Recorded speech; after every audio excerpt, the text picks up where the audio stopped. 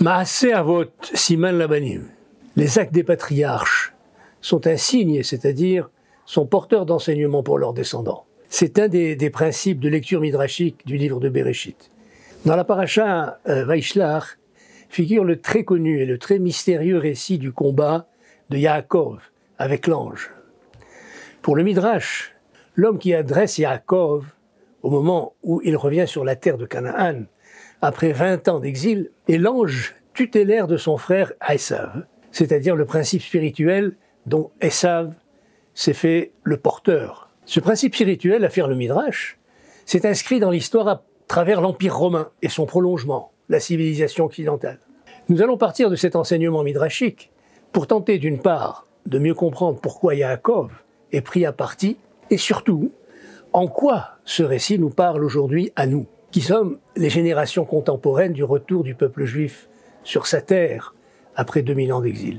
L'ange cherche à terrasser Yaakov, mais il n'y parvient pas. Alors constatant son échec, il cherche à s'échapper. Mais Yaakov exige qu'avant de partir, il le bénisse. C'est une demande peu compréhensible.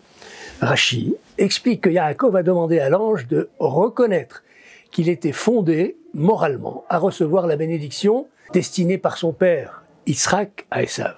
L'ange fait, avant de disparaître, une louange de Yaakov qui ne laisse pas de doute sur sa reconnaissance de la légitimité et de l'intégrité du troisième patriarche, puisqu'il lui donne, on le sait, le nom Israël, qui peut être lu Yachar, El, droit, face à Dieu. Alors qu'est-ce qui explique que l'ange passe de l'agressivité à la louange? Pour le comprendre, il faut d'abord cerner l'enjeu de bénédiction qu'Yitzhak destinait à ses fils. Les jumeaux, Yaakov et Esav, avaient des personnalités opposées, mais parfaitement complémentaires. Esav était un homme d'action, Yaakov un homme voué à l'étude et à la poursuite de l'œuvre spirituelle d'Abraham et d'Yitzhak. La bénédiction qui devait être donnée à Esav portait sur sa capacité à mettre son génie d'homme d'action au service des enseignements des patriarches, qui étaient, eux, synthétisés par Yaakov afin de les faire rayonner dans le monde. Mais Esav n'était pas intéressé par ce rôle. Il aspirait à la puissance et à la jouissance pour lui-même, uniquement pour lui-même. Et sans Esav, Yaakov, l'homme assis dans les tentes, n'aurait pas pu subsister. Il fallait donc, pour la réussite de l'entreprise spirituelle des patriarches, qu'il était le seul à assumer du fait de la défection d'Esav, que la bénédiction matérielle destinée au départ à Esav lui revienne. Avec cette bénédiction, Yaakov devenait aussi un homme du champ, comme Esav. Un homme capable de se colter avec la matérialité du monde. C'est ce qu'il est devenu effectivement chez son beau-père Laban, en travaillant dans des conditions particulièrement difficiles pendant 20 ans.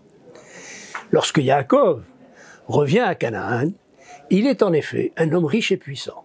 Mais quel est le prix payé par Yaakov pour cette métamorphose? Et l'homme du champ n'a-t-il pas supplanté l'homme assis dans les tentes? Le potentiel spirituel de Yaakov ne s'est-il pas évaporé chez Laban?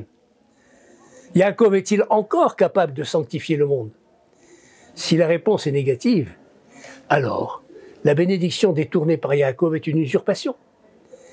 Son illégitimité devient patente et Yaakov est inapte à poursuivre l'œuvre des patriarches sur la terre de la promesse. C'est cela que l'ange tente de démontrer en l'attaquant au moment même où il pénètre en Canaan. La lutte est en fait spirituelle. Selon un midrash, l'ange avait pris l'apparence d'un érudit de la Torah. L'ange ne parvient pas à vaincre Yaakov, c'est-à-dire qu'il échoue à démontrer que l'immersion du patriarche dans la concrétude du monde lui fait perdre son potentiel spirituel. Ce potentiel est en fait intact et il s'avère capable de résister à toutes les forces négatives.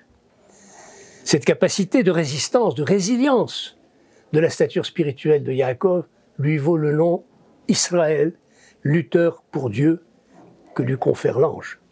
Alors que le peuple juif aujourd'hui revient sur sa terre, comme naguère Yaakov, il fait face à une haine qui s'exprime par des accusations faisant de lui une entité foncièrement mauvaise, illégitime, vouée à la destruction. Mais d'où vient ce discours? Pas seulement des ennemis les plus proches, mais du monde entier. La signification du combat avec l'ange peut nous éclairer.